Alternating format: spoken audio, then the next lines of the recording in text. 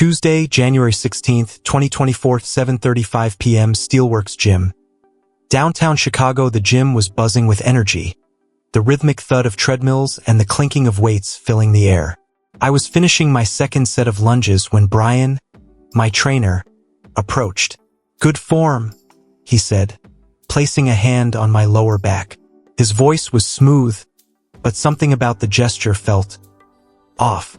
"Thanks," I said curtly, stepping forward to put some distance between us. Brian had been my trainer for 3 months. He was in his late 30s, charming, and always had a way of making everyone around him feel like they were the center of the universe. But lately, his compliments had turned personal. The casual touches had lingered just a little too long. "You're making great progress," he said, flashing his trademark grin. "Thanks," I repeated, forcing a polite smile. By the time our session ended, I was exhausted, not from the workout but from the effort of deflecting his attention. As I packed my bag, I felt his eyes on me. "Hey, need help with anything else?" he asked, leaning casually against the lockers. "No, I'm good. Thanks," I replied quickly, slinging my bag over my shoulder. The cold January air hit me as I stepped outside, but it did little to clear my unease. I kept replaying the session in my mind, trying to convince myself I was overreacting. But deep down, I knew I wasn't. Wednesday, January 17th, 2024, 6:45 a.m. My apartment, West Loop, Chicago. I was jolted awake by the shrill ring of my phone. Groggy, I reached for it, frowning at the unfamiliar number flashing on the screen. "Hello," I mumbled. "Is this Sophie Carter?" A deep male voice asked. "Yes. Who's this?" There was a pause before he replied. "It's about your trainer, Brian. We need to meet." I sat up, instantly alert. "What about him? Who is this?" "My name's Eric," he said. Let's just say I'm someone who knows what's going on. Meet me at Hyde's Cafe at 9. I'll explain everything." "Wait, what? I don't even know who you are. Why should I meet you?" "Because you're not the only one he's crossed the line with," Eric said, his voice tight. "And if you don't meet me, you'll regret it." The line went dead before I could respond. Wednesday, January 17th, 2024, 9:02 a.m. Hyde's Cafe. Near the Riverwalk, the cafe was warm and inviting, a stark contrast to the bitter cold outside. I spotted Eric immediately, a broad-shouldered man in his 40s, his face weathered but kind. He sat in a corner booth, a steaming mug of coffee in front of him. "Sophie," he said as I approached. "You've got 2 minutes," I said, sitting down. "Start talking." Eric leaned forward, his expression grave. "I used to work at Steelworks. Brian and I were trainers together for years." "Okay," I said slowly. And I left after I found out what he was doing," Eric said, lowering his voice. "You're not the first woman he's made uncomfortable." My stomach churned. "What do you mean?"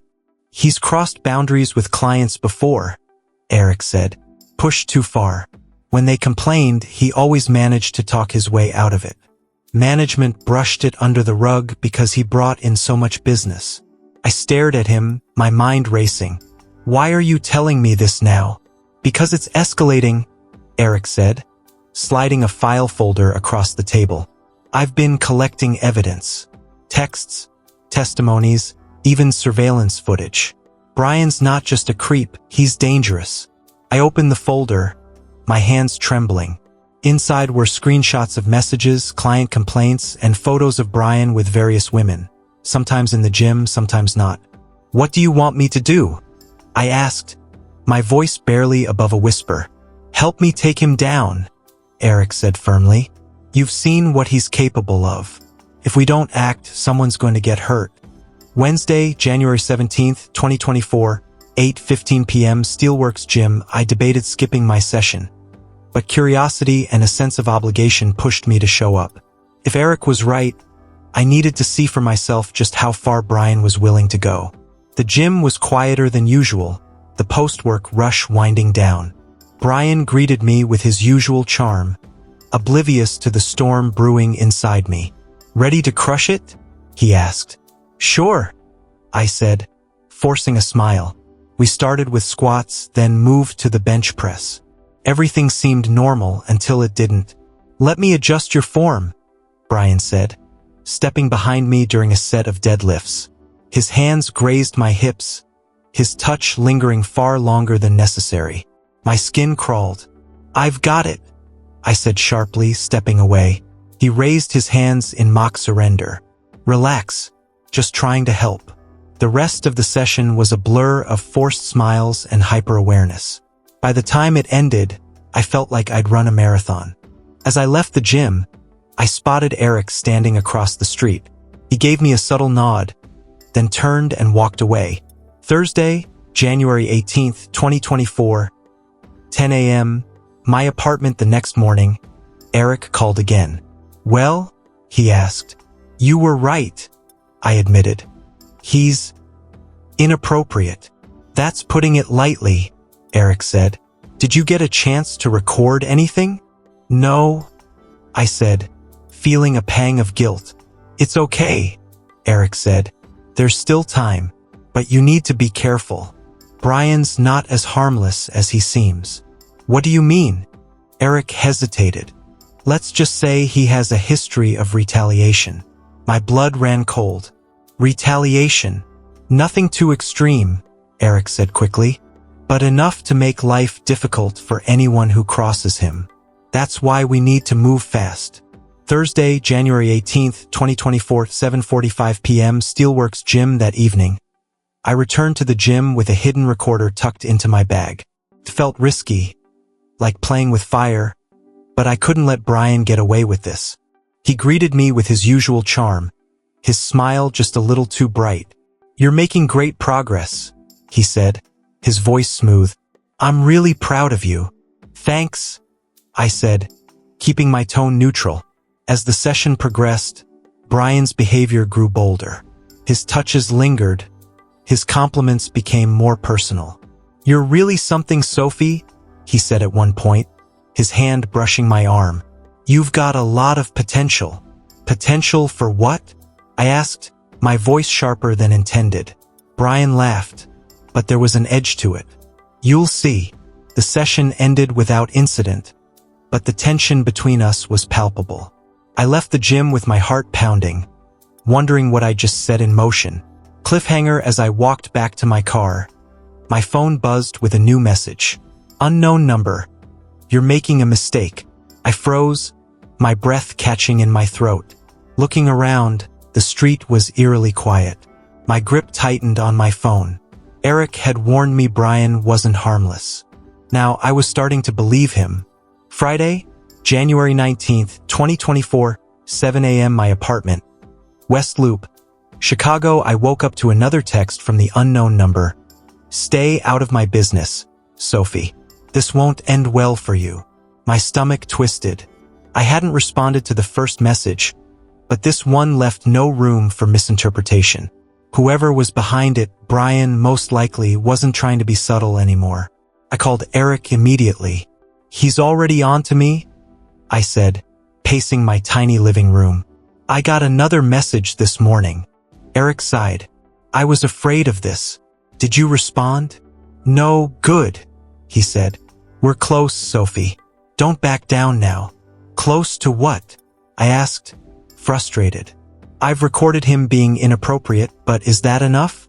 He hasn't done anything physical." "Not yet," Eric said grimly. "But the more pressure we put on him, the more he'll slip up.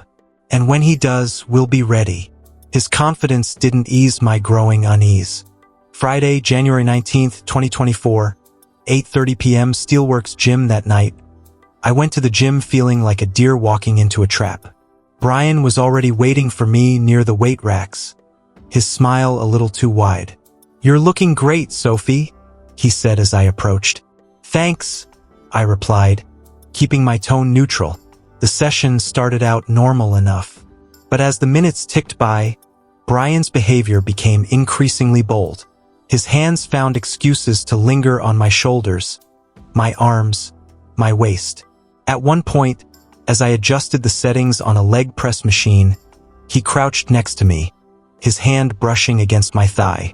"Let me show you something," he said, his voice low. "No," I said firmly, stepping back. Brian blinked, his smile faltering for the first time. "Just trying to help," he said with a laugh. But there was an edge to his voice. I ended the session early, muttering something about feeling tired. As I left the gym, I could feel his eyes burning into my back. Saturday, January 20th, 2024, 10 a.m. Eric's office. Southside Chicago. I handed Eric the recorder, my hands shaking. "It's all there," I said. He nodded, plugging it into his laptop. We listened to the playback together, his expression growing darker with each passing minute. "This is enough to raise alarms," Eric said, "especially when we combine it with the other evidence I've gathered." "Okay," I said, exhaling shakily. "What's the plan?" Eric leaned back in his chair, steepling his fingers. "We take this to the gym's management first. If they don't act, we escalate. Police, media, whatever it takes." "Do you think they'll do anything?" I asked doubtfully. "They'll have to," Eric said. "This kind of liability could ruin them if it gets out." Sunday, January 21st, 2024, 3:15 p.m. Steelworks Gym. Office. Eric and I met with the gym's manager, Lisa Carter, in her glass-walled office overlooking the gym floor. Lisa was a no-nonsense woman in her 40s with sharp eyes and a demeanor that didn't invite small talk. "This had better be important," she said, crossing her arms.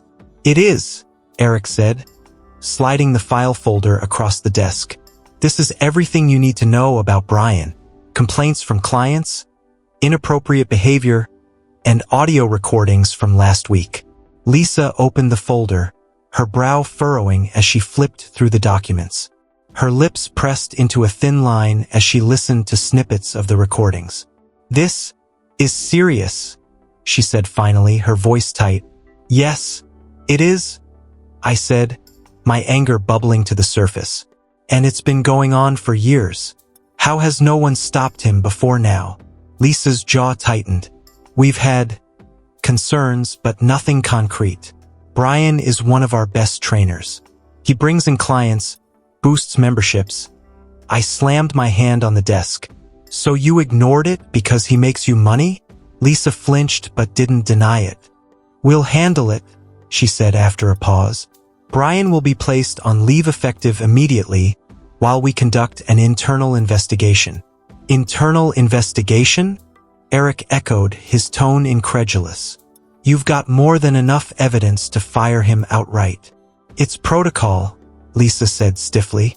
I left the office feeling frustrated and uneasy.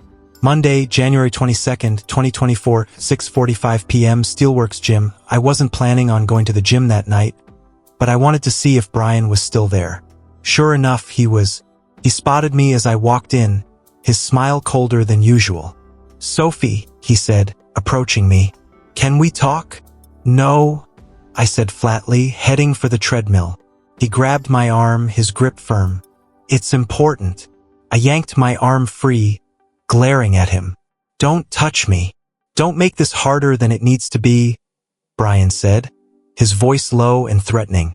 Lisa appeared suddenly, her expression tense. "Brian, my office. Now." He glared at her but didn't argue, stalking off toward the office.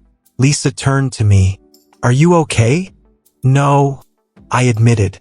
"I want him gone, Lisa. This has gone too far." She nodded. "I understand. I'll take care of it." Tuesday, January 23rd, 2024, 8 a.m. My apartment. I woke up to find a note slipped under my door. "You should have kept your mouth shut. This isn't over." I stared at the note, my hands trembling. This wasn't just about gym drama anymore. Brian was escalating. I called Eric immediately. "This has gone too far," I said, my voice shaking. "Meet me tonight," Eric said. "We need to escalate this now." Tuesday, January 23rd, 2024, 9:30 p.m. Hyde's Cafe. Eric slid a new file across the table, his expression grim. "What's this?" I asked. Brian's history, he said. This isn't the first time he's been accused of something like this. As I flipped through the file, my stomach churned. There were reports from other gyms, allegations of inappropriate behavior, even rumors of violence. He keeps getting away with it, Eric said. He moves from gym to gym, always staying one step ahead. Not this time, I said firmly. Eric nodded. We're going to the police. Tonight. As I followed him out of the cafe, I felt a strange mixture of fear and determination. Brian had underestimated me. That was his first mistake. But I couldn't shake the feeling that this fight was far from over. Tuesday, January 23rd, 2024, 10:45 p.m. Chicago Police Department. District 12. The harsh fluorescent lights of the police station made the situation feel even more surreal. Eric and I sat in a cramped office. Our file of evidence spread across the desk in front of Detective Jenna Morales. She was a no-nonsense woman in her late 30s, her sharp gaze moving between the documents, the audio recordings on Eric's laptop, and our anxious faces. This is quite a bit of material, Morales said, sitting back in her chair. Text messages, audio recordings, prior allegations. Has your gym's management taken any formal action against this guy? They're dragging their feet, Eric said bitterly. And now he's sending Sophie threats. Morales arched an eyebrow at me. Threats. I handed her the note I'd found under my door. This showed up last night, I said, and I've been getting texts from an unknown number. She studied the note, her expression darkening. This is serious. If he's threatening you, we need to act fast. What can you do? I asked, gripping the edge of the desk. We'll start by filing a restraining order, Morales said. But I'll also have my team look into his past. If there's a pattern of behavior, we may be able to open a criminal investigation. Wednesday, January 24th, 2024, 7:30 a.m. My apartment, West Loop, Chicago. The morning brought no relief. My phone buzzed with another text from the unknown number. You've gone too far, Sophie. You'll regret this. I stared at the message, anger bubbling beneath my fear. Brian was unraveling, and his desperation made him dangerous. My phone buzzed again. This time it was Eric. Detective Morales called, he said. They're moving forward with the restraining order. She also pulled some records from Brian's last gym. Looks like he was fired for inappropriate conduct there. 2. Why wasn't this flagged when he got hired at Steelworks? I asked, pacing my living room. Gyms aren't exactly known for thorough background checks, Eric said dryly. But now we've got enough to build a case. Wednesday, January 24th, 2024, 8 p.m. Steelworks gym. I wasn't planning to go back to the gym, but Eric insisted we needed to keep up appearances while the police worked behind the scenes. As I walked in, the usual hum of activity felt louder, more oppressive. I spotted Brian near the front desk, arguing with Lisa. His face was red, his movements agitated. This is ridiculous, he shouted. You can't just suspend me without proof. We have more than enough proof, Lisa snapped, her voice cutting through the noise. Brian's eyes darted around the gym, landing on me. For a split second, our gazes locked, and a chill ran down my spine. He stormed toward me, his expression dark. This is your fault, he hissed, stopping inches away from me. Back off, I said, my voice shaking but firm. Or what? He sneered. You think a few lies and some fake evidence are going to take me down? Brian, Lisa's voice cut through the tension. Leave now or I'll call security. He glared at her, then back at me. This isn't over, he said, his voice low and menacing. Thursday, January 25th, 2024, 7 a.m. My apartment. I barely slept that night, every creak and groan of the building setting my nerves on edge. When I checked my phone in the morning, I found yet another message. Watch your back, Sophie. I called Morales immediately. Brian showed up at the gym last night and confronted me, I said, pacing my kitchen. Now he's sending more threats. We're on it, Morales said. I'll have a patrol car swing by your place today, and I'll expedite the restraining order. Thank you, I said, exhaling shakily. Thursday, January 25th, 2024, 2:15 p.m., Hyde's Cafe. Eric and I met to regroup. He's getting desperate, Eric said, stirring his coffee absently. That's good for us. Desperate people make mistakes. It doesn't feel good, I muttered, rubbing my temples. It feels terrifying. You're doing great, Eric said, his voice softening. This is almost over. But something about his words felt hollow, like a promise he couldn't keep.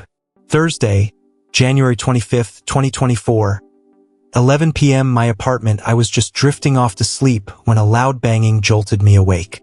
My heart pounded as I grabbed my phone and crept to the door.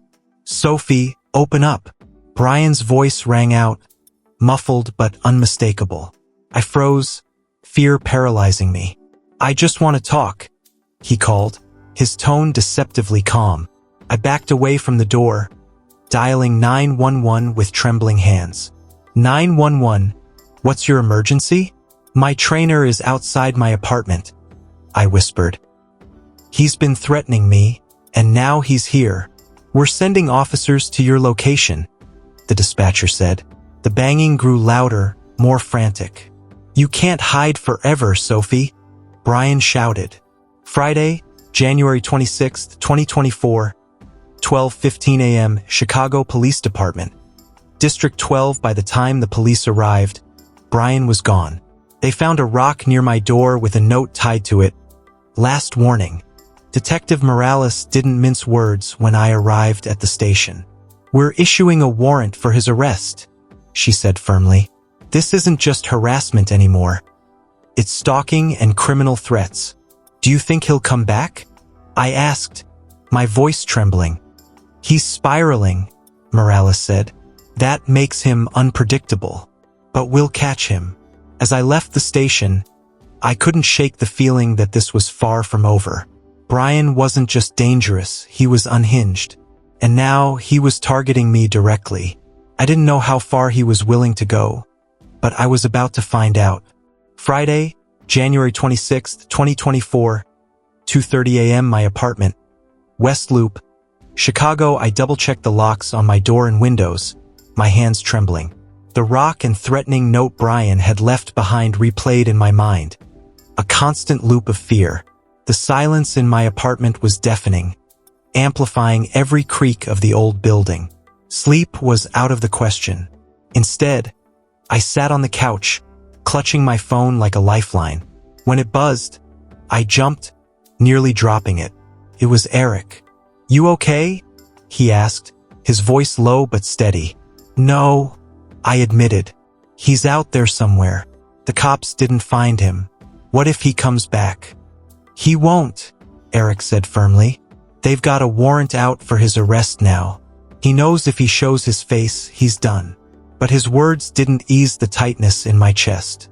Stay vigilant, Sophie, Eric added. But don't let him control you. That's what he wants. Saturday, January 27th, 2024, 9 a.m. Detective Morales' office.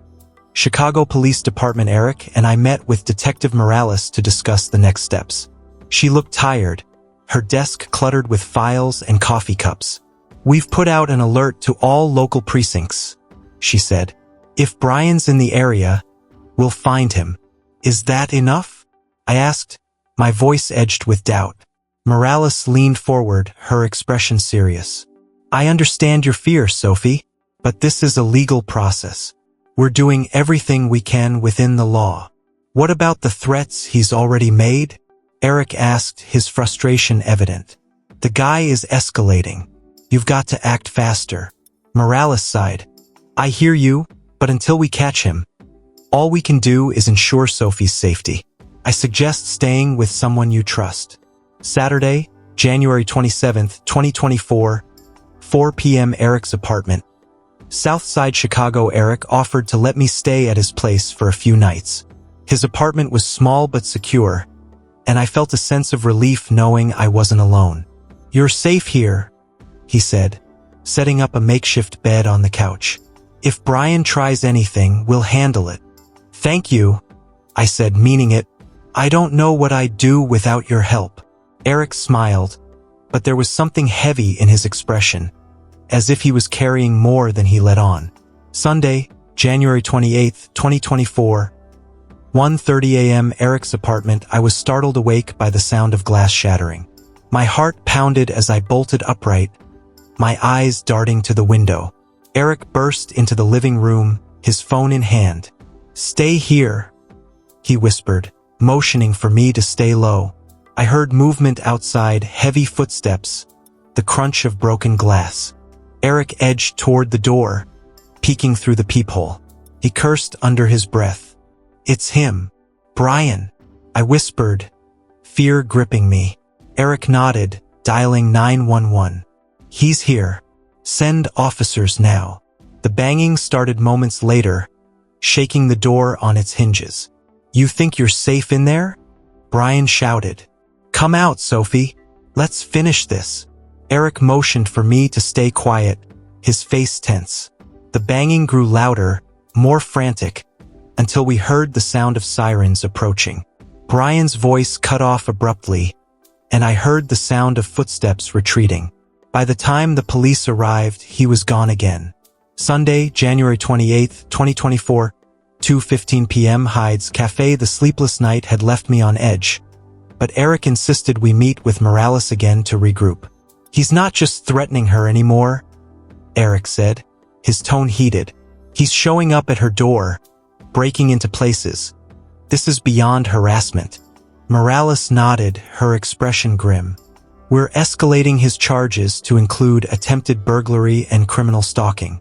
But this level of desperation is dangerous. He's running out of options, and that makes him unpredictable." "What do we do?" I asked, my voice shaking. "We're assigning an officer to keep watch near your apartment," Morales said. "But I strongly recommend staying somewhere safe until we catch him." Eric frowned. "That didn't stop him last night." "I know," Morales admitted, "but we're closing in on him. He won't slip away for much longer."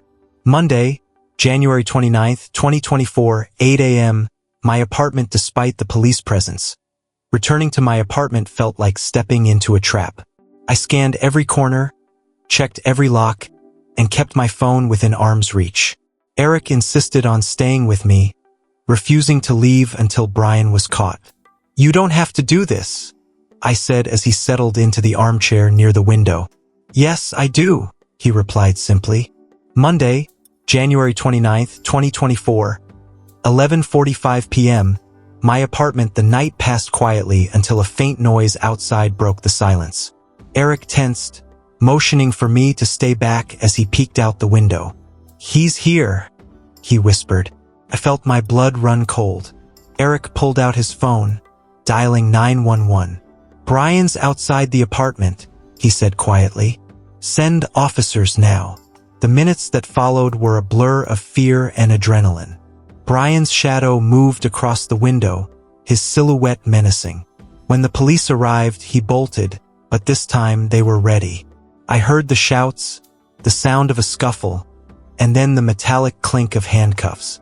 Tuesday, January 30th, 2024, 1 a.m., Chicago Police Department. Eric and I arrived at the station to confirm Brian's identity and provide statements. Morales met us in the hallway, her expression a mix of relief and exhaustion. "He's in custody," she said. "He won't be bothering you again." The words felt surreal, like waking from a nightmare that had lasted far too long. "What happens now?" I asked. "He'll be charged with multiple counts, including stalking, criminal threats, and attempted burglary," Morales said. "With the evidence we've gathered, it's unlikely he'll walk away from this." I nodded, the weight on my chest finally beginning to lift. Tuesday, January 30th, 2024, 10 a.m. My apartment. The morning light felt different, warmer, brighter, as if it was shining on a life no longer shadowed by fear. Eric stayed for breakfast, the first time we'd both relaxed in weeks. "You're free now," he said, raising his coffee mug in a toast. "Thanks to you," I said, smiling for the first time in what felt like forever. But deep down, I knew that while Brian was gone, the scars he left behind would take time to heal. Wednesday, February 7th, 2024, 9 a.m., Chicago Criminal Courthouse. The courtroom was packed, the air heavy with tension. Brian sat at the defense table, his usual bravado replaced with a stony silence. His lawyer, a sharp-eyed woman in a navy suit, whispered in his ear, but he barely responded. I sat with Eric and Detective Morales near the front, clutching my statement in trembling hands. This was the day I'd been waiting for, the day I would finally confront Brian in front of a judge. All rise, the bailiff called, and the room fell silent as the judge entered. The hearing began with the prosecution laying out the charges: stalking, criminal threats, attempted burglary, and harassment. Each word felt like a hammer striking the chains that had bound me in fear for weeks. When it was my turn to speak, my legs felt like lead as I approached the podium. But as I looked at Brian, his cold gaze meeting mine, I felt a surge of strength. My name is Sophie Carter. I began, my voice steady. For weeks, Brian targeted me. He used his position as my trainer to push boundaries, to make me feel unsafe. When I stood up to him, he retaliated, with threats, intimidation, and eventually violence. I paused, glancing at the judge, who nodded for me to continue. I am here today because no one should have to live in fear. Brian's actions were calculated and cruel, and I'm asking the court to hold him accountable. Not just for me, but for everyone he's hurt. As I returned to my seat, Eric squeezed my hand. You did great, he whispered. Friday, February 9th, 2024, 4:30 p.m. My apartment, West Loop, Chicago. The verdict came faster than I expected. Guilty on all counts. Brian would serve 5 years in prison, with mandatory therapy and a restraining order that would remain in effect indefinitely. When Morales called to deliver the news, I felt an overwhelming wave of relief. It was over. Eric joined me for dinner that night, bringing a bottle of wine to celebrate. To freedom, he said, raising his glass. To new beginnings, I replied, clinking my glass against his. Monday, February 12th, 2024, 10 a.m. Steelworks Gym. Returning to the gym was surreal. Lisa greeted me at the front desk, her expression apologetic. I'm so sorry for everything you went through, she said. We've implemented stricter hiring protocols and mandatory training for all staff. Brian's behavior was unacceptable, and it won't happen again. Good, I said. It shouldn't. As I stepped onto the treadmill, I felt a sense of closure. The place that had once been a source of anxiety was now a symbol of my strength. Friday, February 16th, 2024, 8 p.m. Hyde's Cafe. Eric and I met for coffee, a now familiar routine. So, he said, leaning back in his chair, what's next for Sophie Carter? I smiled, stirring my latte. I'm not sure yet, but I'm ready to find out. Eric chuckled. Well, whatever it is, I'm here for it. For the first time in months, I felt at peace. Epilogue. 1 year later, Tuesday, February 18th, 2025, 6:30 p.m. Steelworks Gym. The anniversary of Brian's arrest felt like the closing of a chapter. The gym was bustling, filled with new faces and a fresh energy. I'd stayed committed to my workouts, finding strength in reclaiming the space that had once felt so threatening. As I left the gym that evening, I ran into Eric near the entrance. Still at it, huh? He teased, gesturing to my gym bag. Always, I replied with a grin. He fell into step beside me as we walked to our cars. You know, he said, his tone light, I don't think I've ever seen anyone handle what you went through with as much strength as you did. I laughed softly. I didn't feel strong most of the time. Well, you were, he said, his gaze steady. As I unlocked my car, I realized how much had changed. I wasn't the same person I'd been a year ago. Afraid, uncertain, and trapped. I was free now, and I owed that freedom to my resilience, my determination, and the people who had stood by me. The past was behind me, and the future felt wide open. For the first time in a long time, I was ready to embrace it.